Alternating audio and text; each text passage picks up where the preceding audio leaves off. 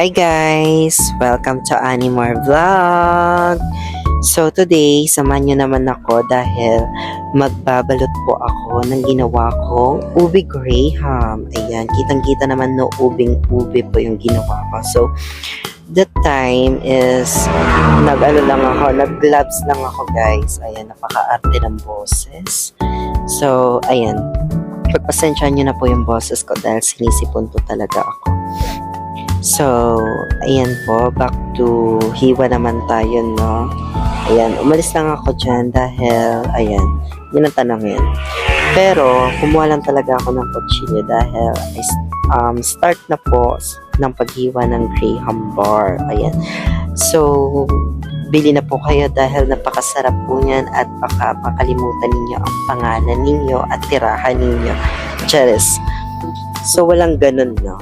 So, back to business tayo, no? Ayan po. And, someday po, sana maging successful business woman po ako.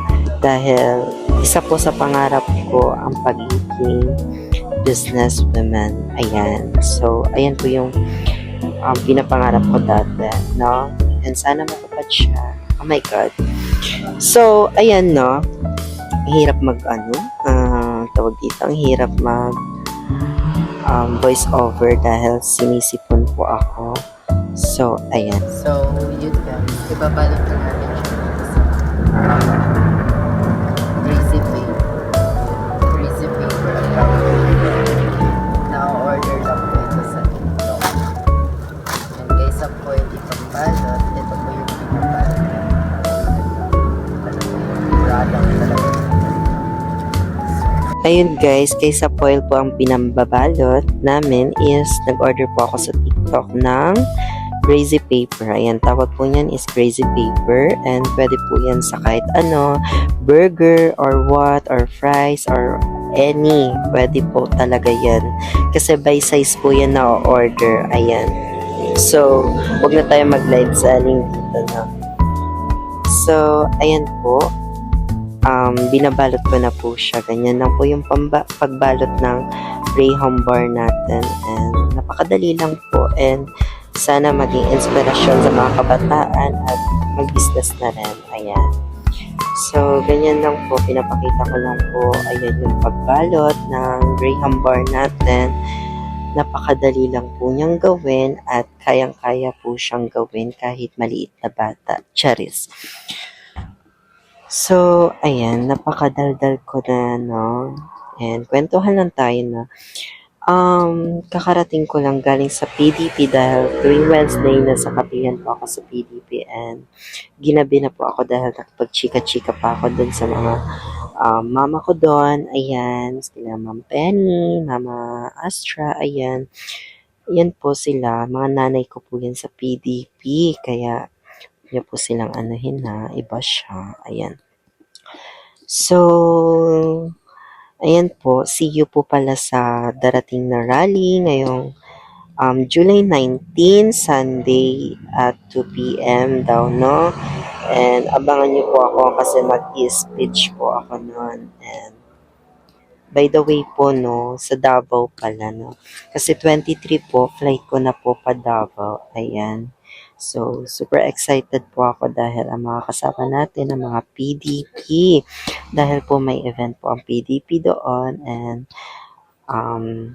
assembly po yun. Kaya pupunta po tayo para po ma-experience po natin yan. So, dapat maganda si bakla doon. So, ayan, kinuha ko na pala yung uniform ko kanina sa PDP. So, maganda siya guys. Maganda yung tela, maganda yung pagkatahi, maganda lahat. Ako lang siguro yung hindi. Sharing. Siyempre, maganda din tayo. Ayan, sa mga nambabasyakan sa social media, bahala kayo mambash. Huwag kayong mag-alala dahil mahal na mahal ko kayo. Ayan, dahil kung wala tayong basher, walang sisika. Charing. So, naniniwala pa rin ako sa mga basher, no? And, nagbibigay opinion lang naman kayo. Nagbibigay opinion lang kayo kung ano nakikita nyo sa akin. Pero, itry nyo naman pong kausapin ako, itry nyo akong i-meet, ayan, itry nyo po akong i-meet in personal dahil napakabait ko po, baka po libre ko pa po kayo, ayan, na napakadaldal ko na dahil talagang nagkikipagkwentuhan talaga po ako.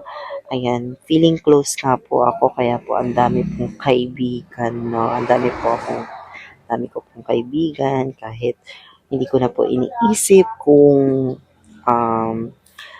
totoo ba sila sa akin, pero ang importante, napapasaya ko po sila. Ganun po ako.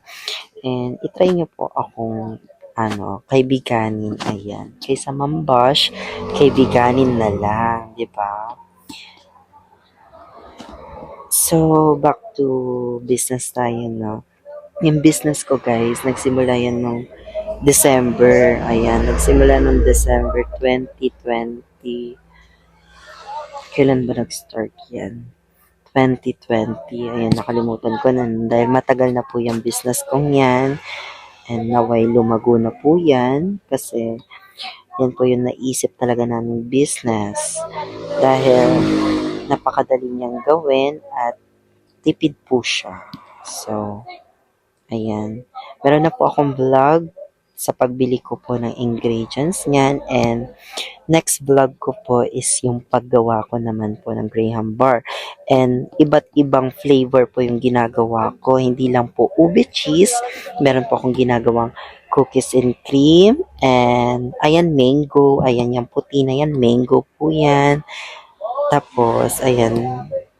Ayan po. Mango po yan. So, meron din akong cookies and cream. Meron din pong kung may avocado nga akong may nagawa po ako dating avocado. Ang dami pong nasarapan. Pero, sobrang sarap po akong gumawa ng Graham. Ayun nga, sabi ko sa inyo, baka makalimutan nyo ang pangalan nyo at saka tirahan nyo, kasalanan ko pa.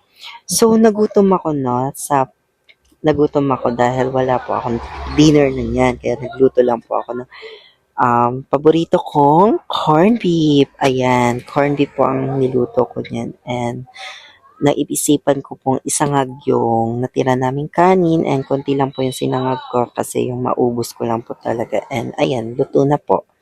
And ready to eat na po. Ayan, samahan niyo po akong kumain. Yun lang po sa ngayon. Babush!